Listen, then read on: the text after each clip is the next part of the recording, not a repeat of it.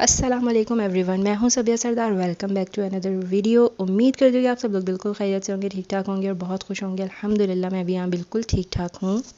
Vlog start हुआ है दोपहर के तकरीबन 12 बजे से और इस वक्त मैं नीचे जा रही हूँ मज़ेदार सी चीज़ बनाने के लिए। सबसे पहले तो अपने ये छोले मुझे बॉईल करने के लिए रखने हैं। आज मैंने छोलों का सालन बनाना है और फिर यहाँ पर जो है मैंने माश की दाल भिगो के रखी थी। इसके मैंने बनाने दही बड़े, क्योंकि मुझे बहुत ज़्यादा क्रेविंग हो रही थी माश की दाल के दही बड़े बनाने की, तो ये दोनों काम करेंगे साथ में। अच्छा, माश की दाल और ये चने जो है मैंने दोनों ही रात में भिगो दिए थे ताकि वो अच्छे से सोख हो जाए और फिर अब बनाएंगे दोनों चीज़ें। अच्छा, यहाँ पर मैं सबसे पहले जो है माश की दाल के दही बड़े बनाने लगी हूँ।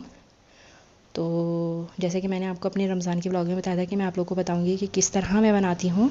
और मेरे जो ये माश की दाल के दही बड़े ना, इस सबको ही बहुत पसंद आते हैं। अच्छा, यहाँ पर मैंने माश की दाल का पानी जो बचा कुचा था वो निकाल के अब इसको एक प्लेट में डाल लिया। अब इसके अंदर half teaspoon chili flakes और थोड़ा सा जिंजर पाउडर, नमक और थोड़ा सा ज़ीरा डाल के मैंने करना है इसको अच्छी तरह ब्लेंड। अच्छा, ब्लेंड बिल्कुल हमने फ़ाइन नहीं करना, थोड़ा दरदरा रखना है ताकि जब वो दही बड़े जब हम खाएं तो वो पता लगे कि माश की दाल के। बिल्कुल फ़ाइन हमने पेस्ट नहीं बनाना इसका।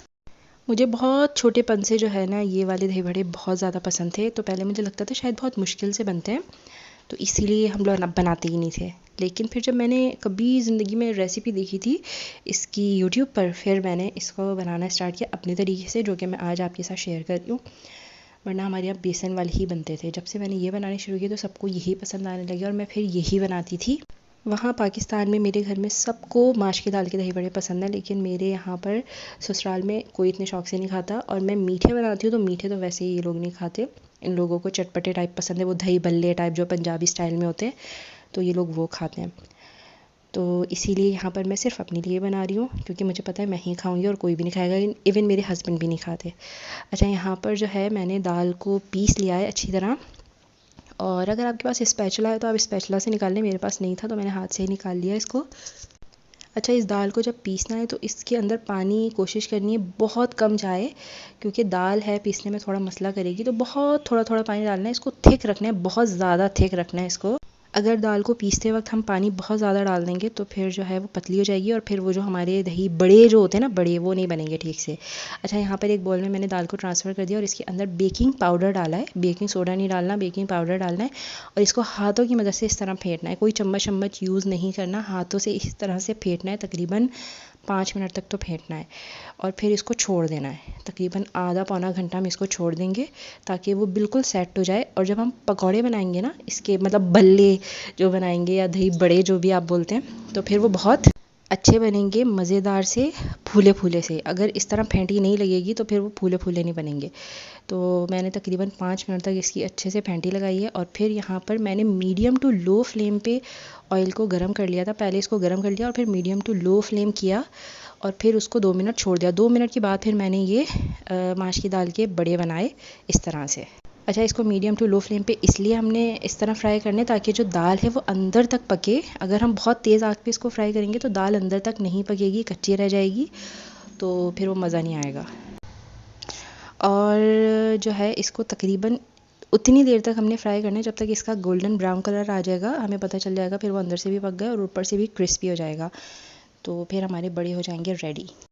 ज़्यादातर लोग जो है अफ्तारी में ही, रमज़ान में ही बनाते हैं दही बड़े। हमारे यहाँ भी ऐसे ही होता था। मोस्टली हम लोग रमज़ान में ही ये सब चीज़ें खाते थे, इसके अलावा पूरा साल हमको इतनी याद नहीं आती थी। लेकिन मैंने रमज़ान में शायद एक दफ़ा ही खाया था और फिर उसके बाद मुझे मौका ही नहीं मिला खाने का। और मुझे क्रेविंग भी बहुत हो रही थी तो मैंने कहा चले बना लेते हैं, वरना मैं बनाती नहीं यहाँ पर, क्योंकि फिर मैं सोचती हूँ अपने अकेले के लिए मैं क्या बनाऊँ।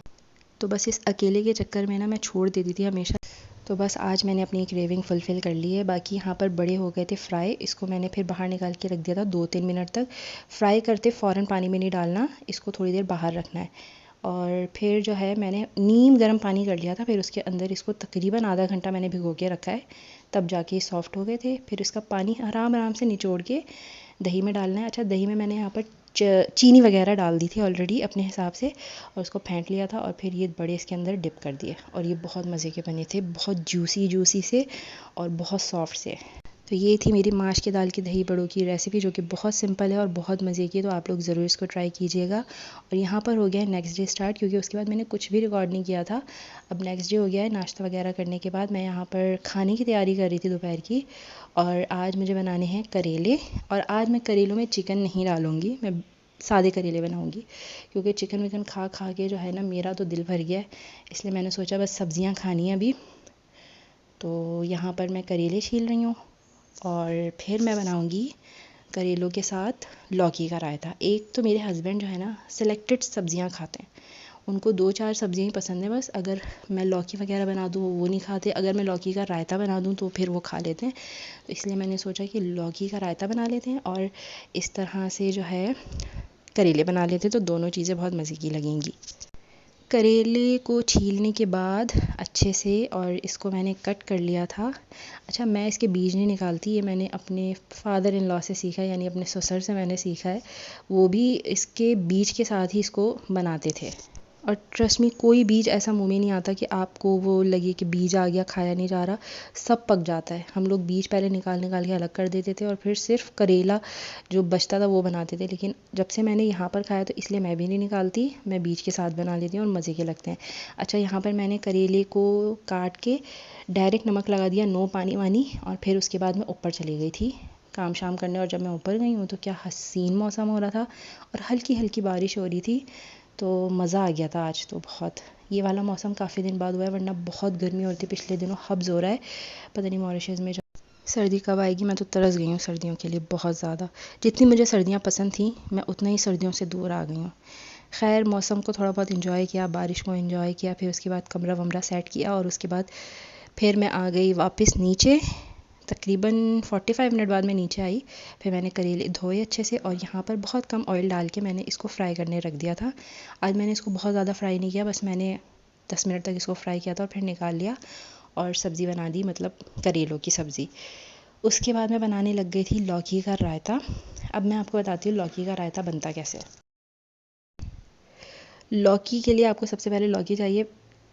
उसको जो है हमने छील लेना है अच्छे से। मेरे पास ये इतनी बड़ी लौकी थी तो मैंने पूरी लौकी का रायता नहीं बनाया, वो बहुत ज़्यादा हो जाता फिर।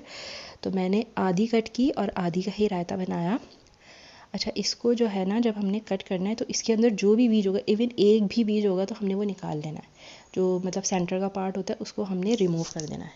सेंटर का पार्ट रिमूव करके और इसका छिलका रिमूव करने के बाद इसको बहुत पतला पतला कट किया है मैंने, ताकि जब मैं इसको बॉईल करूँ तो वो जल्दी से गल जाए, वरना सब्जियां गलने में भी बहुत टाइम लगा लेती हैं कुछ। तो इस तरह से मैंने इसको बिल्कुल पतला पतला कट किया, इसके स्लाइस कर दिए ऐसे। अब मैं इसको बॉईल होने रख दूँगी तकरीबन 40 to 45 मिनट्स तो इसको लगे थे बॉईल होने में। अच्छे से हमने इसको गलाना है, कच्चा बिल्कुल भी कहीं से नहीं रहना चाहिए। तो फिर मैंने इसको बॉईल होने के लिए रख दिया था और उसके बाद फिर मैं रोटियाँ शोटियाँ पकाने लग गई थी। रोटी वगैरह जब तक मैंने पकाई और थोड़े बहुत काम शाम किए तो ये गल गई थी। जब मैं इसको इसी वक्त ही देख रही थी तो ये आराम से टूट रही थी कि इट मीन्स कि ये पक चुकी है। अब जब आपको लगे ये पक चुकी है तो बस इसका जो पानी बचा हुआ है वो आप अलग कर देंगे और लौकी को अलग से निकाल लेंगे, बिल्कुल पानी नहीं आना चाहिए उसके अंदर।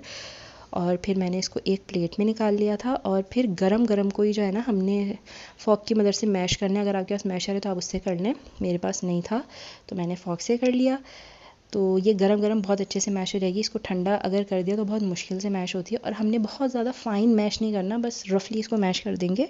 बहुत मोटी भी नहीं होनी चाहिए और बहुत मतलब पेस्ट भी नहीं होना चाहिए, तो इस तरह की होनी चाहिए। और फिर इसको जो है थोड़ी देर हम साइड में रखेंगे मैश करने के बाद। गरम गरम हमने दही में नहीं डालनी।